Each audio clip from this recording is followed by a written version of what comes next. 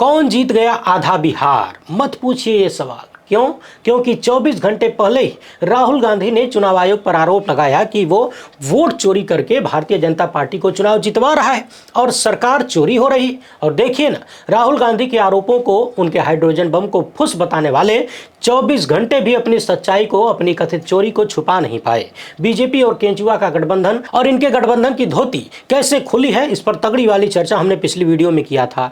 इसे नहीं देखे हैं तो जरूर देखिएगा। और अब ध्यान दीजिए, कल ही राहुल गांधी ने कहा था कि एक ही वोटर हरियाणा से लेकर यूपी तक रजिस्टर्ड है, यहां भी वोट करता है, वहां भी वोट करता है। जबकि चुनाव आयोग के पास एक ऐसा सॉफ्टवेयर है कि वो कुछ ही मिनट में ऐसे डुप्लीकेट वोटरों को ढूंढ निकालेगा और उन्हें डिलीट कर सकता है। मगर चुनाव आयोग ये काम नहीं करता है, क्योंकि वोट चोरी के जरिए बीजेपी को फायदा पहुंचाना है। और अभी हाल ही में हमने देखा था कि कैसे बिहार में 14,32,000 डुप्लीकेट वोटर हैं एसआईआर के बाद भी। जबकि एसआईआर करने का आधार ही केजरीवाल और गोदी मीडिया तथा भाजपा के नेताओं ने कहा था कि डुप्लीकेट वोटरों को नहीं हटाएं। क्या जो मर गए हैं उनको भी वोट डालने दिया जाए? क्या जो लोग दूसरे शहर चले गए हैं उनको भी वोट डालने दिया जाए? क्या विदेशियों को भी वोट डालने दिया जाए? मगर पूरा एसआईआर खत्म हो गया।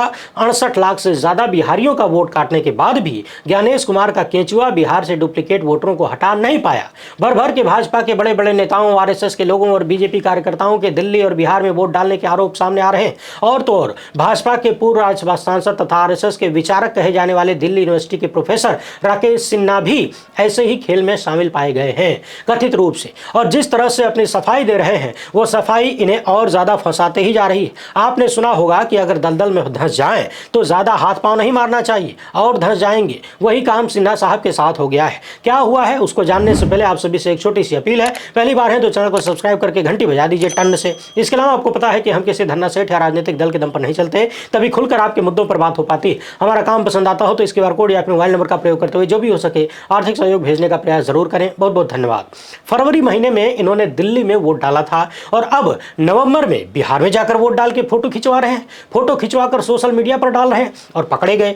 आप भी अपनी स्क्रीन पर देखिए, 5 फरवरी को इन्होंने दिल्ली विधानसभा चुनाव में द्वारका विधानसभा क्षेत्र में मतदान किया था और अब अपने पैतृक गांव मनसेरपुर बेगूसराय में 6 नवंबर को वोट डालकर फोटो खिंचवा रहे हैं। जब ये दोनों तस्वीरें लोगों ने सोशल मीडिया पर एक साथ डालकर देखा और शेयर करना शुरू किया तो पूर्व भाजपा सांसद और आरएसएस के सिन्हा जी भड़क गए। आम आदमी पार्टी के नेताओं को मानहानि की धमकी देने लगे। और तो और इतने गुस्से में लिख रहे हैं कि आलसी लोग जो सिर्फ बेबुनियादी आरोप लगाते हैं, न तो अध्ययन करते हैं, न तथ्यों को परखने की इच्छा रखते हैं, डॉक्यूमेंट दिखा रहे हैं कि देखो मैंने फॉर्म 7 भरा और कैसे कैसे दिल्ली से बिहार पहुंचा हूं वोट डालने। यानी राकेश सिन्हा जी ये कहना चाहते हैं कि फरवरी महीने में मैं दिल्ली का था वोटर, वहां के चुनाव में वोट डाला और उसके बाद जब बिहार में चुनाव आया तो मैंने पहले दिल्ली से अपना नाम कटवाया और फिर बिहार में अपना नाम जुड़वाया। अब सवाल यह है कि इस हिसाब से तो सिन्हा साहब पूरे देश में घूम घूम के जिस भी राज्य में चुनाव होगा वहां अपना नाम जुड़वा लेंगे, क्योंकि मोहम्मद जुबैर ने प्रेस इंफॉर्मेशन ब्यूरो यानी सरकार ने जो दस्तावेज प्रस्तुत किए हैं उसमें पूछा गया है कि अगर मैं दिल्ली में काम कर रहा हूं तो क्या मैं अपने गांव में वोटर बन सकता हूं? और इसका जवाब साफ साफ है कि नहीं, आप जहां काम करते हैं वहीं पर वोटर रहेंगे जहां रहते हैं। अब समझने वाली बात यह है कि प्रोफेसर सिन्हा अभी भी दिल्ली यूनिवर्सिटी में पढ़ाते हैं, पढ़ाना छोड़े नहीं है, रिटायर नहीं हुए और दिल्ली में ही रहते हैं। तो फिर इन्हें यह सुविधा कैसे मिली कि जब दिल्ली में चुनाव था तो दिल्ली में वोट डालते हैं और बिहार में चुनाव आता है तो इनका नाम बिहार में जुड़ जाता है। इस हिसाब से तो कुछ महीने बाद पश्चिम बंगाल में जाकर वोट मार देंगे, फिर उत्तर प्रदेश में आ जाएंगे, फिर असम, केरल, तमिलनाडु, जगह जगह पूरे देश में जाकर वोट डालेंगे। एक तरफ 68 लाख से ज्यादा बिहारियों का नाम काट दिया गया वोटर लिस्ट से, दूसरी तरफ भाजपा के लोगों को ऐसी ऐसी विशेष सुविधाएं कथित रूप से दी जा रही हैं और जब पकड़े जाते हैं तो भाजपाइयों की भाषा घटिया हो जाती है, एकदम बिलबिला उठते हैं, लगते हैं उल्टा सीधा लिखने, बोलने, धमकाने। आम आदमी पार्टी के सौरभ भारद्वाज ने लिखा कि भाजपा के राज्यसभा सांसद और आरएसएस के विचारक राकेश सिन्हा 28 अप्रैल 2025 को बिहार में नया वोट बनवाते हैं। 4 सितंबर को दिल्ली विश्वविद्यालय अध्यापक संघ के लिए वोट मांग रहे थे। कॉलेज में पढ़ाते हैं। कानून कहता है कि आप जहां नौकरी करते हैं, रहते हैं, वहीं आप वोट डालना होगा, पैतृक गांव में नहीं। अब सवाल करने पर मुझे मानहानि की धमकी दी जा रही है। मैंने डरा के धमका के सवालों को दबाने का प्रयास किया जा रहा है। भाजपाइयों का पुराना टैक्टिक। अब दूसरे महाशय से मिलिए, नागेंद्र कुमार है। 5 फरवरी 2025 को ये भी दिल्ली में वोट डाल रहे थे। गोली मारो मंत्री के कार्यक्रम में मौजूद है, फोटो निहार लीजिए। लीजिए। और अब 6 नवंबर को बिहार में वोट डालने पहुंचे, हो सकता है ये भी उसी सुविधा के तहत बिहार पहुंचाए गए हों जिस सुविधा के तहत आरएसएस वाले सिन्हा जी पहुंचे हैं। जरा इनसे भी मिलिए। संतोष ओझा है भाजपा वाले, ये भी 5 फरवरी को दिल्ली में वोट डाल रहे थे और अब 6 नवंबर को बिहार में वोटर बन गए।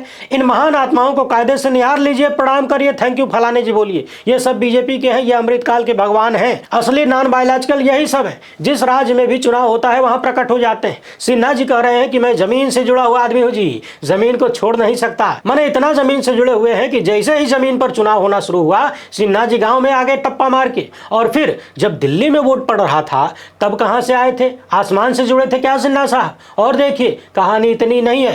कांग्रेस प्रवक्ता सुप्रिया स्नेत ने बीजेपी दिल्ली के उत्तर पूर्वी जिले के पूर्वांचल मोर्चा के जिला उपाध्यक्ष मनोज मिश्रा का भी मामला शेयर किया है। बता रही है कि ये उत्तर पूर्व दिल्ली में रजिस्टर्ड है। दिल्ली चुनाव में जोर शोर से वहां बीजेपी की सरकार बनवा रहे थे वोट डाल के, और आज बिहार में वोट करके अंगुली दिखा रहे हैं। अब ज्ञानेश कुमार की भाषा में कहें तो मूल सवाल यह है कि क्या हम सबको मिलकर भाजपा आरएसएस के इन कथित वोट चोरों पर ऐसे बात करनी चाहिए क्या? सवाल यह है कि क्या केंचुआ वाले ज्ञानेश कुमार अब देश को एफिडेविट देंगे? क्या देश से माफी मांगेंगे? बीजेपी के पूर्व सांसद प्रोफेसर सिन्हा लिख रहे हैं कि राजनीति इतनी हल्की हो सकती है, इसका अंदाजा मुझे नहीं था। वाह क्या बात है सिन्हा साहब। आगे लिखते हैं कि संविधान में आस्था रखने वालों पर सवाल करने वालों को 100 बार सोच लेना चाहिए। मेरा नाम दिल्ली की लिस्ट में था, फिर बिहार की राजनीति में सक्रियता के कारण मैंने अपना नाम यहां अपने गांव में डलवा दिया, दर्ज करवा दिया। क्या इस आरोप के लिए मैं मानहानि करूं? बिल्कुल सिन्हा साहब मानहानि करिए दीजिए, क्योंकि मानहानि का मुकदमा जहां चलेगा वहां पर भी आप लोगों की सेटिंग बहुत तगड़ी है, ये सबको पता है। वहां के मिलाड लोग भी तो आप लोगों के बुलावे पर हलवा पूड़ी चापने चले ही जाते हैं ना। आपकी बहुत बड़ी मानहानि हुई है। आप जिस भी राज्य में चुनावी सक्रियता के कारण जाएं वहां पर अपना नाम जरूर जुड़वा लीजिए। और मानहानि का मुकदमा ही काहे करना है? अपने अन्य संगठनों के नफरती चिंटुओं को बटोरिए और सौरभ भारद्वाज समेत जितने भी लोग आप पर सवाल उठा रहे हैं, सुप्रिया स्नेत हो चाहे कोई और, इन सब की मॉब लिंचिंग करवा दीजिए। मानहानि से क्या होगा? छोटा मोटा काम मत करिए। इस देश के लोगों को पता चलना चाहिए कि बीजेपी आरएसएस के लोगों की चोरी पकड़ने और उन पर सवाल करने के बाद क्या सजा मिलती है, ताकि आगे से कोई मुंह न खोले, मुंह न उठाए, उंगली न उठाए। वैसे आपको याद दिला दें, इस तरह के कई सारे मामले आज मोहम्मद जुबैर ने पकड़े। वही जुबैर जिनके खिलाफ तमाम तरीके के झूठ गढ़ के आरोप लगाकर उन्हें कभी गिरफ्तार कर लिया जाता है, कभी जेल भेज दिया जाता है, कभी टॉर्चर किया जाता है, परेशान किया जाता है।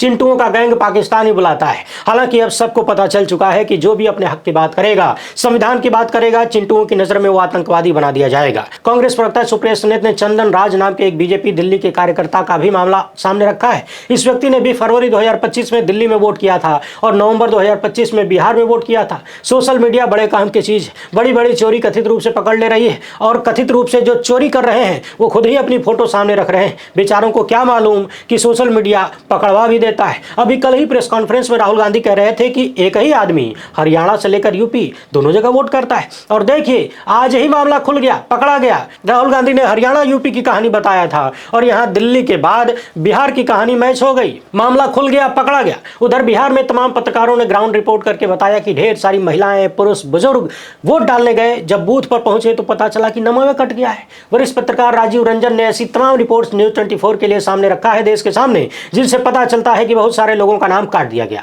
यानी जो वोट डालने के लायक थे उनका नाम काट दिया गया, जो मर चुके हैं उनका नाम दर्ज है। यानी जो वोट डालने के लायक थे उनका नाम काट दिया, जो नालायक थे उनका नाम जोड़ दिया गया। नालायकों की फौज जब देश की सबसे महत्वपूर्ण लोकतांत्रिक संस्था पर कब्जा कर ले तो परिणाम यही होता है जो हो रहा है। सोशल मीडिया पर तमाम जमीनी पत्रकारों ने ऐसे लोगों के इंटरव्यू किए हैं जिनका नाम थोक के भाव में काट दिया गया है। वो लोग जिंदा है तभी ऑन कैमरा बोल पाते हैं, भूत तो बतियाता नहीं कि हमारा नाम काट दिया गया। गलतियों को ठीक करने के नाम पर एसआईआर का तांडव किया गया और गलतियों की बौछार आज वोटिंग के दिन पूरी दुनिया ने देख लिया। सोशल मीडिया से लेकर गोदी मीडिया तक बहुत सारे पत्रकार आज की तारीख में आपको मिलेंगे जो 5-5, 6-6, 10-10 लोगों को बिठाकर बहस कर रहे होंगे कि कौन जीतेगा, कौन हारेगा, किसकी सरकार आएगी, किसका हवा, किसका पानी, किसको कितना वोट मिला, किसकी सरकार बन रही है। मगर मूल मुद्दों पर बात बहुत कम हो रही है। असल बीमारी की जड़ को पकड़ने से लोग भागना चाहते हैं। कौन जीतेगा, कौन हारेगा, इसकी डिबेट जनता के मुद्दों और जनता के रुझान के आधार पर होता है। लेकिन अमृतकाल में परिणाम तो भाजपा की मर्जी से आता है, गुजराती जोड़ी की मर्जी से आता है कथित रूप से।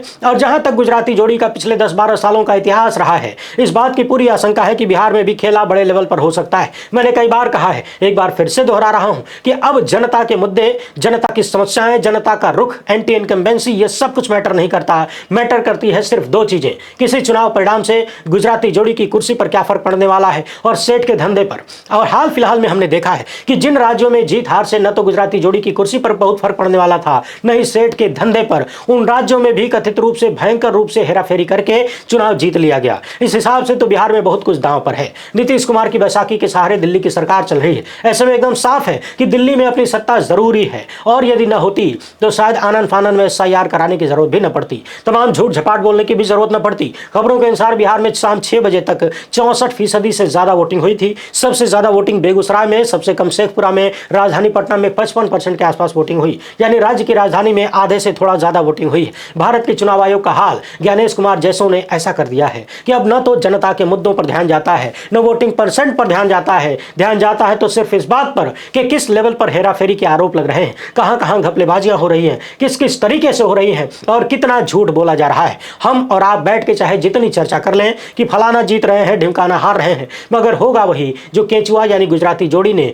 रच रखा है, वही है वही जो राम रच रखा। और अमृतकाल का नकली राम कौन है ये सब जानते हैं, क्योंकि हर एक लेवल पर कहानी वही नजर आ रही है। आज दिन भर बिहार से विपक्षी पार्टियों ने तमाम तरीके के लोगों को वोट डालने से रोकने से लेकर पुलिस द्वारा डराने धमकाने तक के आरोप लगाए। उधर बिहार के डिप्टी सीएम की गाड़ी पर गोबर और चप्पल फेंका गया, क्योंकि इन्होंने गांव में सड़क नहीं बनवाया था। गांव वालों ने जोरदार विरोध किया, धर लिया। तो कुल मिलाकर समझने वाली बात यह है कि राहुल गांधी के हाइड्रोजन बम फोड़ने के बाद से गोदी मीडिया लगातार लगाया गया था ये बताने में कि बमवा फुस हो गया, और दूसरे ही दिन केंचुआ तथा भाजपा के लोगों ने मिलकर साबित कर दिया कि हम सब मिले हुए हैं जी। और सोचिए, जब इतने बड़े बड़े आरोप लग रहे हैं तो मुख्य निर्वाचन आयुक्त किस नैतिकता के साथ अपनी कुर्सी पर बैठे। राहुल गांधी ने इतना गंभीर आरोप लगाया, सबूतों के साथ सब कुछ सामने रखा, फिर भी पूरी बेशर्मी के साथ न तो अब तक कोई प्रेस कॉन्फ्रेंस हुई, न सवालों के जवाब दिए गए। गोदी मीडिया को लगा दिया गया है कि तुम झूठ परोसते रहो और लोगों का ध्यान भटकाते रहो। जरा सोचिए, जब नियम कहता है कि आप जहां नौकरी करते हैं, जहां रहते हैं, वहीं वोट डालेंगे, फिर भाजपा के पूर्व सांसद को दिल्ली में पढ़ाते हुए, वहां नौकरी करते हुए चुनाव में वोट डालने के लिए बिहार में